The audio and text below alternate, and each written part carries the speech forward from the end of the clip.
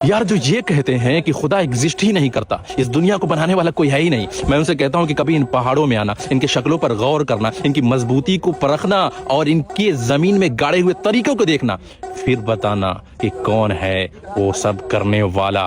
और खुद से एक सवाल करना कि बिना सिस्टम के इतने सिस्टमैटिक तरीके से इनको जमीन में धंसाया कैसे गया है। Moral of the lesson, Quran में जिक्र है कि पहाड़ों को मेखों की तरह गाड़ा गया है ताकि जमीन हिलने से महफूज रहे।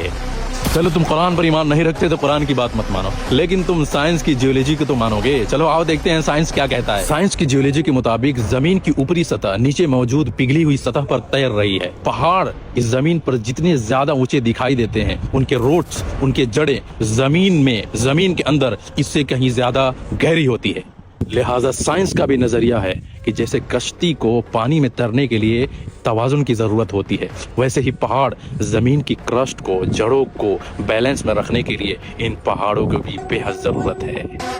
पहाड़ जमीनी प्लेट्स के किनारों को एक तरह से लॉक कर देते हैं और इनकी हरकत को कंट्रोल करते हैं। पहाड़ों की वजह से भूकंप आने का चांसेस और खतरा कम हो जाता है।